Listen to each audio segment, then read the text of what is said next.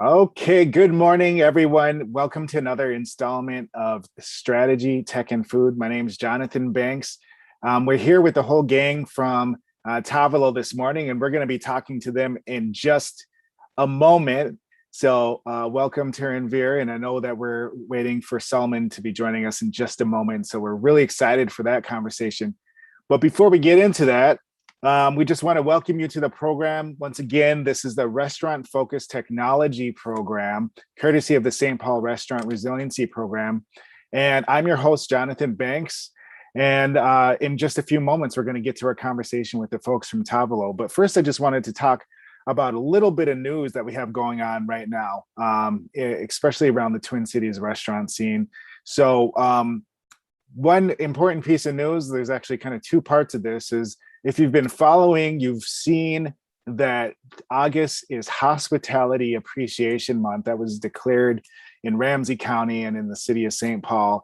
And so it's definitely a time to show your appreciation for your hospitality workers, restaurant industry, your servers, your chefs, your operators, but also think about your hotels and everyone else in the hospitality industry. Show them some love this month.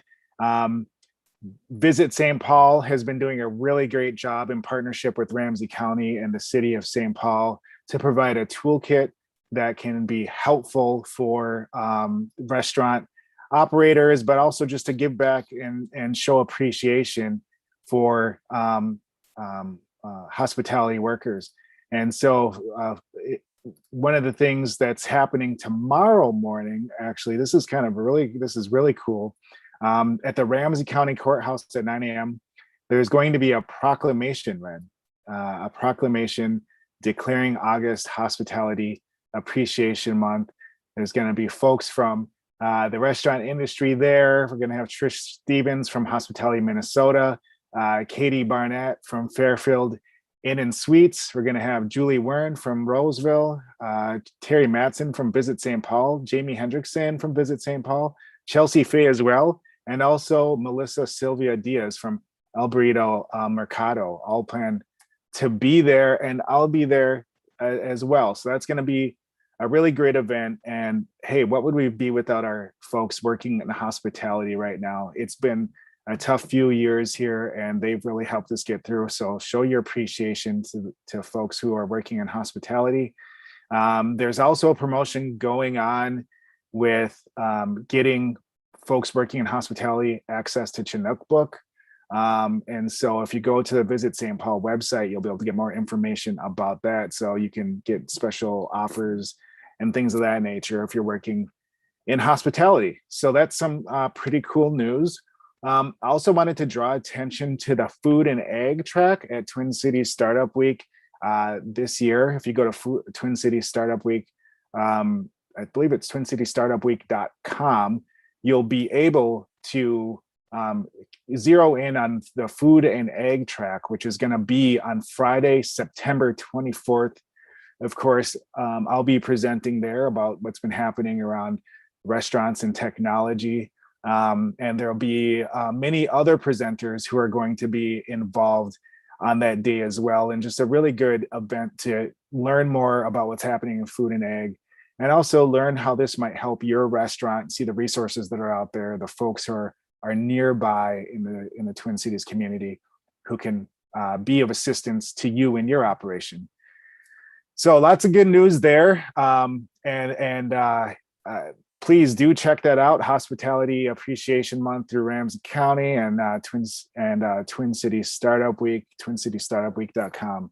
Some pretty cool news going on there. But now we want to have another really cool conversation with some cool people. We got Tanvir Johal here with us from Tableau. And Tanvir, you're the co-founder. You're the co-founder of Tanvir. You're the co-founder of Tableau along with Salman Elmi. And I know Salman will be joining us soon. But you really focus on steering this company and making sure that you're targeted on the right market and really helping restaurant operators. Thanks for joining us today. Can you tell us a little bit about what you all do at Tableau? Yeah, for sure. Thanks for having me, Jonathan, by the way. Yeah. So Tableau is a contactless ordering platform that allows diners to reserve a table, order menu items, and pay for meals at restaurants. And we allow restaurants to have direct access to their customers so that they can personalize marketing to them through email, text messaging, and also phone notifications. Yeah. So why did you all decide to take this type of approach? You going for orderless, going for, that contact with the customers. What made you want to go in this direction? Yeah, so my family actually owned a ton of restaurants growing up. Cool. So growing up, I was able to kind of see like the gaps in the restaurant industry and like where like the real struggles were from the customer end, then also the restaurant end. And I remember how much we used to complain about, using DoorDash and Uber Eats and never being able to access any of the customers that were ordering through there. And then also as a restaurant goer, I remember I just hated waiting to sit down and like waiting for the food, and the worst part was always like waiting for the bill, and I'd just be like, I just want to get the bill and leave as soon Hmm. as possible. Yeah. And then we built out a solution where we were like, we know customers as a restaurant owner, our biggest thing was like your profit really comes from getting customers to continuously return to the restaurant. And as Hmm. a restaurant owner, like if a customer has a perfect experience, there's only a 40% chance that they come back. And if they come back for a second visit, it's only 42% chance that they come back for the third. And the biggest thing is like once you get to that third visit, that's when they become a loyal customer and they're continuously going to be dining at your restaurant. So our biggest thing was like, how do we build a solution that's supporting restaurants, especially during a pandemic when the industry was really struggling. And I'm happy to say like we built out a solution that I think solves a problem on both the consumer end and also on the restaurant end. Yeah. We saw this during the pandemic term. Vere. Like when the pandemic first hit, there was kind of this idea about we need to do more marketing so we can get more customers because we don't have enough customers. Hmm. But the other side of that thinking is exactly what you're talking about: the 40%, the 42%, the three times. Okay, they're coming back, they're coming back, they're coming back. And those are the folks that sustained restaurants through the pandemic. Your Hmm. regulars, I Yep. was a regular at a burger joint here in town every Wednesday. That was our thing. Every Wednesday we would order from them, right? And that Hmm. people like us are the ones who kept showing up, who you could rely on that consistent revenue, even when everything around you is changing, right? People can come in the restaurant, they can't come in, right? All of this is happening. That consistent revenue is important, and it comes from that quality, consistent relationship. You zeroed in on paying the bill on the customer's time and having information about the customer's time, about the customer, as a key facet of making sure you have that ongoing relationship and perpetual relationship with customer. Hmm. Tell me more about that. I'd like to know why you've zeroed in on that as the way to make the customer relationship work. So the biggest thing is as a customer, you want to make sure that when you go to a restaurant, you want to have a great experience. Like I'm not going into a restaurant hoping that I don't like it, right? And as a restaurant owner, you're not hoping the customer has a bad experience. You want it's like both parties want to be happy, right? Yeah. And our biggest thing was like when we were building out the solution, my co-founders Abdi and Sal, they both have marketing backgrounds, and they came from the perspective of like, dude, I just hate waiting in general for anything. And I Mm-hmm. think that when the pandemic hit, the whole industry was kind of, put upside down in the sense that the way people were dining has been the same for like 50, 60 years. And Yeah. it hasn't really changed. And now restaurants are kind of in this position where they had to adopt these new technologies so that they could sustain themselves as a business. Mm-hmm. And I think that, the worst part was that they had to rely on these delivery platforms that were charging upwards of 30% per order so that these restaurants really weren't making much of a profit. These delivery platforms were, charging an arm and a leg just for you to, sell like a chicken sandwich. Right. Whereas pre-pandemic, you were like, I have customers that can come in on a regular basis and I know that they're going to dine here. And I like understand the regulars. Whereas now they're like, nobody's entering this restaurant. Yeah. And now we're in kind of this position where uh you know these technologies that started in the pandemic are gonna become like a mainstay Yeah. post COVID. Um, and the solution that we built out, especially when it came to marketing to customers, it was if I have a great experience at a restaurant, right? I would love if a restaurant would continuously, give me a new deal as to, entice me to come back. Or let's say that, I had such a great experience and then I have $5 off my next visit. And let's say I'm, going out with my friends and I'm like, oh, by the way, guys, let's go to this restaurant. I had a great experience there. And on top of that, I already got $5 off. And then let's say I'm in the bigger group, my AOV is going to increase over time. And the restaurant slowly creates a loyal customer just by having me go one time and had a really good experience, and then if I continuously bring my own friends, they become loyal customers. And it's like this expanding effect of, improving both the experience of customers and then also restaurants. Yeah, Um, I think you're talking a lot about a quantifier that goes into yeah. place, right? If you can have one customer bring you three customers, Mhm. even if they do that once, if you get that one consistent customer that will bring you three customers here or there, then that's like perk. So if they always come with new people, that's a Yep. perk. We see that a lot of times with gift cards too. Customer has a $10 gift card, they spend $40, right? Like Mhm. there's always this quantifier that you seek to have happen with these types of programs. So why are you so effective with this, with being able to put this quantifier in place? Tell me a little bit about the facets of your solution and maybe why those are very attractive to operators that you're working with. Yeah. So our biggest thing is that so we have access to certain customer behaviors. So we have these customer profiles that are built out on the platform. So we're able to see like we know what types of restaurants customers want to eat at, just general information in terms of like what times they usually eat at, average time at the table, things like that.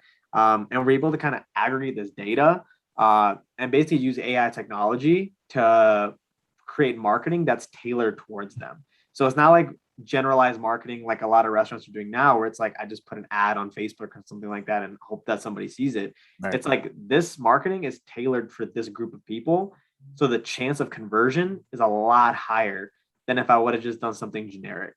And that's kind of how we built out our solution. We were like, marketing, like it's like I said earlier, restaurants rely on getting consistent customers through the door. And if I know that this restaurant is personalizing this marketing for me and my interests, I am much more likely to, bite at an offer than if it was just something generic that, I was getting emails about on a regular basis. So you've got a way of understanding what the restaurant customer profile is. Are Mhm. these specific for a restaurant, or is this kind of like a general persona of a restaurant customer that's shared across the platform? So we're able to get a specific customer once they've ordered at your restaurant, you have direct access to them. So they get put into this pool of like the customers that are coming into your restaurant that are coming through our app, and then you have the ability to email them, text message them, and then also ping them with phone notifications about like a service or like an offer that you're giving out to them. Okay. And you mentioned social media. So how's that tie-in work? So with social media, our biggest thing is, how can we get customers to, find out about the restaurants that are on our platform. So we also use social media as like a marketing tool, additionally, to get customers to continuously dine at your restaurant. And that's been one of the big tools. We've partnered with a few influencers across, the Minneapolis and St. Paul food scene that have been, big on getting some customers through the door. And then obviously, leveraging like the restaurant resiliency program through St. Paul, and trying to leverage those connections to, help grow the customer base. Gotcha. So does Tableau act as a marketplace as well? Yeah. Okay. Yep. Okay. So once we get into the Tableau platform, then we can see all the different restaurants using Tableau and kind of get into uh, uh, figuring out who's really focused on customer experience, like Yeah. right? Exactly. Yeah. That, So if you want to go to a restaurant right now, you open up the app, see what the restaurants are, select the restaurant, you'd be able to reserve, order, and pay. And then you could have a great experience at one of our restaurants. Now I've heard reservation programs. I've seen this. Reservation apps are lackluster, especially on the operator side. They don't do what operators need. How are y'all different? So the biggest thing is that most reservation platforms don't allow for any ordering. You basically just reserve, a time or a table at a specific location. Like if you're using OpenTable or Resi or something like that. And our biggest thing is like we wanted to combine both reservations and ordering into one platform so that it'd be a streamlined experience. It wouldn't just be like I reserved here and then I had to order separately like once I got to the restaurant. Right. And we were like, how can we kind of like minimize those random gaps in between dining? Yeah. Yeah. Yeah. That's really smart. It reminds me of, you might make the reservation online, but then you have to call ahead and say, hey, it's a birthday. Make sure you got a cake ready, or Yep. whatever it is. Make sure y'all have your singing voices tuned up. Right. So okay, that's really good. That's a really good differentiator. So what are people saying about your platform? Let's think about an operator who's on there today.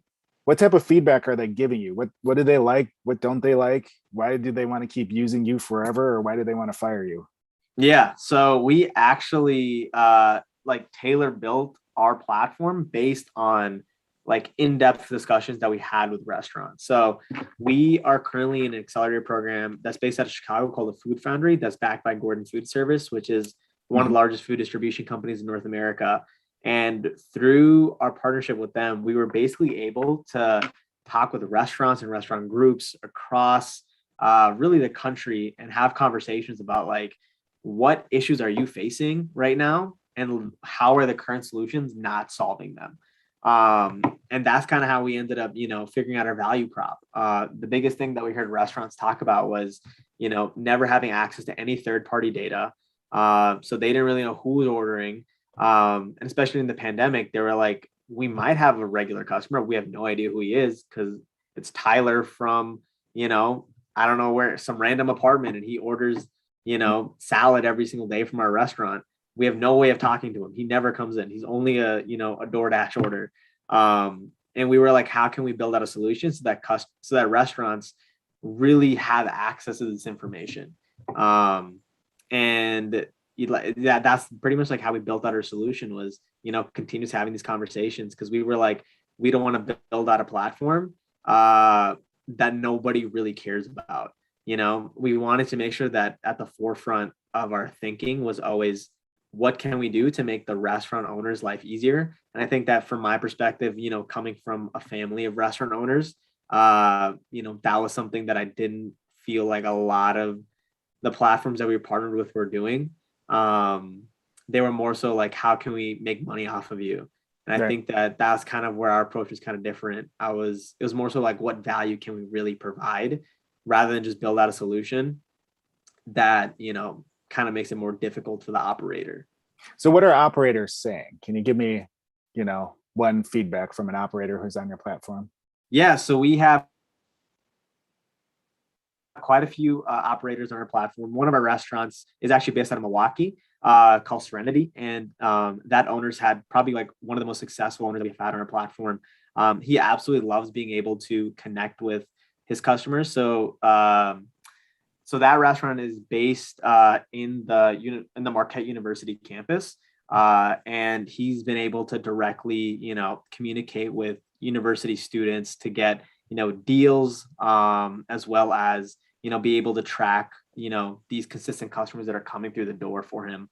And he's absolutely loved the platform since joining earlier this year, actually. So it's only been probably 7 months since he joined the platform. Well, that's great to hear. That's great to hear. So I want to join this platform. How do I get started? Yeah. So all you have to do, if you want to give out my email is taranveer@tableauapp.com. We also have another email, hello@tableauapp.com. Feel free to reach out to us. We also have a website that has a form that you just fill out to contact us. But yeah, I would say, email or go on our website is probably our best way to get in contact. Okay, good. Okay, so hello@tableauapp.com. Yep. At tableauapp.com. You want to spell that out for us just to make sure we all got it? HELLO at TAVOLOAPP.com. That's excellent. So we've got you can download the app on the App Store, right? For both Android and Apple. Yep. If you're an operator, you can get started by emailing that hello@tableauapp.com. That's really great. Thank you for being with us here today, Tarnvir. I really appreciate you joining us. We'll have to catch Sal next time. Look forward to talking with Sal. I know we had some technical difficulties there. So, Yeah, for but sure. Thanks for having me on, Jonathan. of course, of course. Thank you, thank you. And we'll just go ahead and wrap up the conversation so far. Next week, we're looking forward to having Toast on with us at 10:30 on Monday. We'll be back for another installment of Strategy, Tech, and Food. The week after that will be Labor Day, so we'll likely be taking a week off that week. So thanks again to Tarnvir from Tableau. Thank you all for watching this week, and we will see you all soon.